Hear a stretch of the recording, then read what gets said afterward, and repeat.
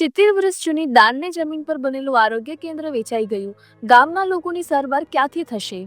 વિસનગર તાલુકાના ખરવડા મગરોડા ગામમાં મળતી માહિતી મુજબ જે સાંભળીને તમારું મન પણ ભારે થઈ જશે.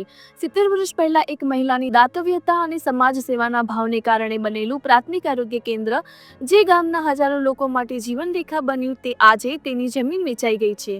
આ વાત માત્ર જમીનના વેચાણની નથી, પરંતુ સરકારી વહીવટની લાપરવાહી અને કાગળોના જંગલમાં ખોવાઈ ગયેલી જવાબદારીની વાર્તા છે. આ કેસમાં સરકારે 70 વર્ષ વધુ જમીન પોતાના નામે નોંધાવ્યા વિના મકાનો બનાવીને વાપરી લીધી અને અણધારી રીતે તે ખાનગી હાથમાં વેચાઈ ગઈ. આ ગામડાના સર્વે નંબર 11 પર 70 વર્ષ પહેલા રાઈબેન ચૌધરી નામની એક ઉદાર મહિલાએ પોતાની જમીન આરોગ્ય કેન્દ્ર બનાવવા માટે દાન કરી હતી. તે સમયે ગામના લોકો માટે આ જમીન એક આશીર્વાદ જેવી હતી. દૂર દૂરથી આવતા દર્દીઓ માટે દવા અને સારવારનું કેન્દ્ર. સરકારે આ દાન સ્વીકારીને તરત જ આરોગ્ય કેન્દ્રનું નિર્માણ શરૂ કર્યું. પરંતુ આશ્ચર્યની વાત એ છે કે જમીનનું ટ્રાન્સફર કરાવ્યા વિના, કોઈ કાગળી કાર્યવાહી કર્યા વિના માત્ર દાનના વચન પર આ કેન્દ્ર ચાલુ થઈ ગયું અને 70 વર્ષ સુધી ગામના લોકોને સેવા આપતું રહ્યું. હવે પ્રશ્ન એ છે કે જે જગ્યા પર આરોગ્ય કેન્દ્ર ચાલી રહ્યું છે તે વેચાઈ ગઈ તો ગામના લોકોની સારવાર ક્યાંથી થશે? અહીં દરરોજ સેંકડો દર્દીઓ આવે છે. બાળકોની રસીથી લઈને ગર્ભવતી મહિલાઓની તપાસ સુધી બધું થાય છે. જો જમીન વેચાઈ ગઈ તો આ કેન્દ્રનું ભવિષ્ય અંધારું થઈ જશે. સરકારે તાત્કાલિક પગલાં લેવા જોઈએ, નહીં તો ગામડાના ગરીબોને વધુ મુશ્કેલી પડશે. Bureau chief MG live news Chetan Patel, Mehsana. દાદા તમારું? ચૌધરી ફલજીભાઈ વાઘજીભાઈ. દાદા, આ આરોગ્ય કેન્દ્ર એક બારોબાર અંધારામાં વેચાઈ ગયું છે, શું કહેશો આપ? એ બધી જવાબદારી સરકારની છે ભાઈ. સરકારને જે કરવું એ કરી, કલેક્ટરના અધિકારમાં. 70 થી 32 ચાલે છે આ બધું. 10 ગામ તો લાભ લે. એક દાનમાં આપેલી જમીન એમના વાણિયા દ્વારા બારોબાર વેચાઈ જવામાં આવી છે, શું કહેશો? હવે એ કાળમાં એ સમયમાં તો ભાઈ લોનમાં આપેલી વસ્તુઓ એના હાથે પછી કોઈ બોડા કુટકે બધને કોણ, અને કલેક્ટર જવાબદારીમાં આવો. હવે આ કલેક્ટર બાબતે સાહેબ અમુક કરી શકે ફટ તક એ માલિકી હક. આપની એક નાગરિક તરીકે હવે માંગ શું છે? માગ એ છે કે અમારી તે જગ્યા છે એમાં સારું દવાખાનું થાય, એ માગ. બીજું તો શું ભાઈ? આ જે આરોગ્ય કેન્દ્ર છે મગરોડા અને ખવરોડા, એમાં કેટલા ગામોની સુવિધાઓ મળી રહી છે? 5, 6, 7 ગામ કરી મળે છે. તમારું? સગરી સરગી એરી ગઈ. આરોગ્ય કેન્દ્ર બારોબાર વેચાઈ જવા આવ્યું છે, શું કહેશો? બસ કહેવાનું બહાર જઈ રહ્યું છે. આ બારોબાર વેચાવાના કારણે કોઈ પબ્લિક ને ખ્યાલ ના હોય, આજુબાજુમાં રહેતી હોય. આજુબાજુના 18 ગામોને ખબર ના હોય કે કેવી રીતના વેચવાનું. એક વ્યક્તિને જો કોઈ મિલકત વેચવી હોય તો ગમે ત્યારે વિસ્તાર જઈને મામલતદાર કચેરીમાં વેચીએ. પણ પબ્લિક લોકો ઘેર બેઠા કોઈ જગાડી ના હોય કે મારા વેચવાનું, મારું ખેતર મારે વેચવું, મારા ધંધાને ખબર ના હું વેચીએ. જયારે દસ્તાવેજ થયા પછી જ ખ્યાલ આવે. પણ આનું જે કોમ થયું હોય એ 70 વર્ષ પહેલા જે આપેલી વસ્તુ હોય એના કાગળો જડતા ના હોય, એમની જે દોન કરી હોય એ કાગળ જડતો ના હોય. અમારા તલાટીનો રેકોર્ડ ચેક કરવા જઈએ 70 વર્ષનો તો મળતો નહીં. મામલતદારમાં જઈને તમે રેકોર્ડ માગો 70 વર્ષના તો તમને મળતા નથી. કલેક્ટરમાં માગો તો એ નહીં મળે. તો આટલું બધું જૂનું હોદવા તમે જો તો મળે નહીં. પણ જે વસ્તુ ઊભી કરી છે એમની એમ રાખવી, એની એ સગવડો મળે તો શું હોતું, અને એની એ પાછું રાખવાનું. એમની જે આપેલા ભાઈને પ્રેમથી પાછું આપવું જ જોઈએ. 18 ગામોની સુવિધાઓ તો મળે. એમ્બ્યુલન્સ, ડોક્ટર સ્ટાફ, બધી નર્સો, રાતના સમયે કોઈ ડિલિવરી કરવી હોય તો ગમે તે કોઈ બેન દીકરીને થઈ શકે. બધા જ સમાજોનો ઉપયોગી હોય.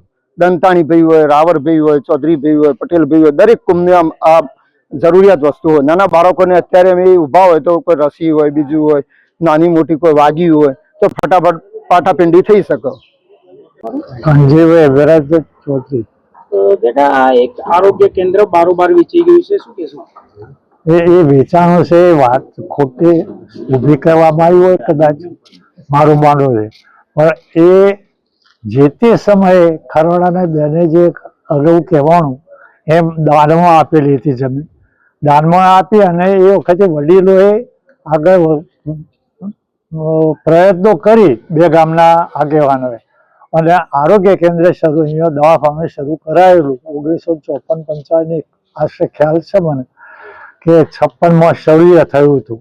અને એ બધાને સારી સગવડ મળતી હતી.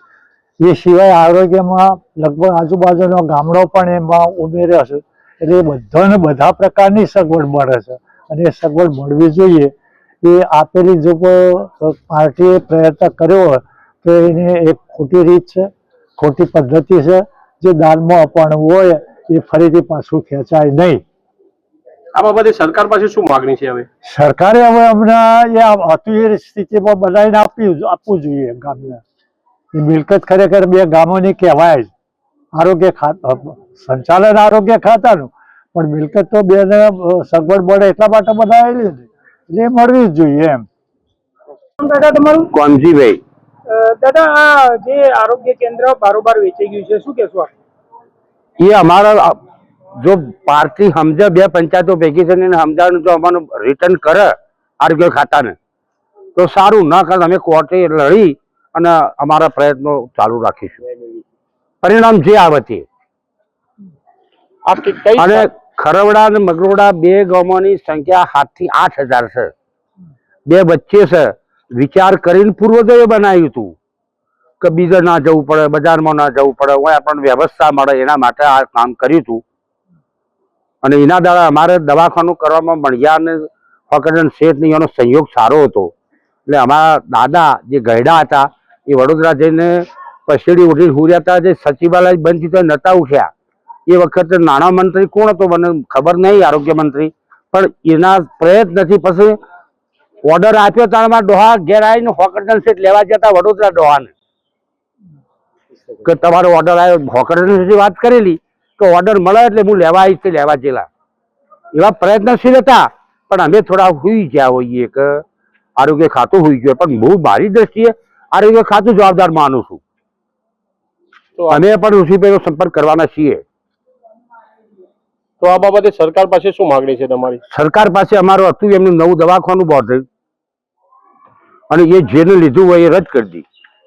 એના કાગળો અમે આપીએ રદ કરવાના. પંચાયતનો ઠરાવ હોય, તલાટીની ભલામણ કરવાની હોય, રજિસ્ટ્રારની ભલામણ કરવાની હોય, એ પ્રોસેસ અમે કરીએ. ખરવડામાં ગોળા આ જમીન ખરવડાના એડની છે ભાઈ. અને અંદર એક કૂવો હતો, પાણી ટોકી હતી, ડોક્ટરને રવાનું, કમ્પાઉન્ડર રવાનું, પોસ્ટમોર્ટમ, બધી બહુ ફેસિલિટી આ હતી. જમીન કેટલા વર્ષ પહેલા દાનમાં આપવામાં આવી? આ લગભગ બોટકોમ 55 થયું હોય તો લગભગ એ સાલ હોય કે એની આગલી સાલ હોય. કોના દ્વારા દાનમાં આપવામાં આવી હતી આ જમીન? એના આ જે છોકરા છે ને જેને લખી આપ્યું એના મોમાના નજીક જે એના બાપા ચોસીમ ને એ જે રહી બેન હતો એમના બાપા એ બાસા પહેણાયેલો ખરવાડો બેન મોટા માટનો. રહીબેન દ્વારા દાનમાં? ના, રહીબેન ને એમના બાપાએ આપી છે. બરાબર. કેમ કે 70 વર્ષ રહીબેન એકલું એ બહેનું નામ સાંભળ્યું છે, એમના બાપાનું નામ સાંભળ્યું નથી. ઓકે.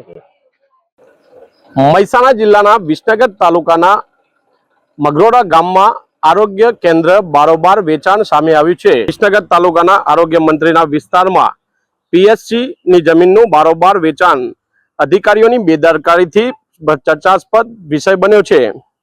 વિસનગરના ખરવડા મગરોડા ગામે પ્રાથમિક આરોગ્ય કેન્દ્ર પીએચસી ની જમીન અધિકારીઓની બેદરકારીથી વેચાઈ ગઈ હોય.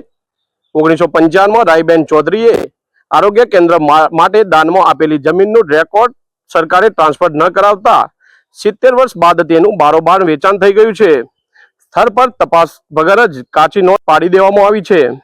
ખરવડા મગરોડા જમીનના વેચાણના દસ્તાવેજ થઈ ગયા બાદ મામલતદાર કચેરીમાં તેની કાચી નોંધ પાડી દેવામાં આવી છે. સરકારી જગ્યા હોવા છતાં કેવી રીતે દસ્તાવેજ થઈ ગયો તે પણ તપાસનો વિષય છે. દસ્તાવેજની પ્રક્રિયા દરમિયાન અધિકારીઓને પ્રાથમિક આરોગ્ય કેન્દ્રની સરકારી જમીન હોવાનું કેમ ધ્યાને ન આવ્યું તે પણ ચર્ચાનો વિષય બન્યો છે. 70 વર્ષથી પ્રાથમિક આરોગ્ય કેન્દ્ર ચાલી રહ્યું હોવા છતાં કાચી નોંધ કેવી રીતે પડી ગઈ જેવા અનેક સવાલો નાગરિકોના મનમાં ઉઠી રહ્યા છે. Chetan Patel, MG live news, Mehsana.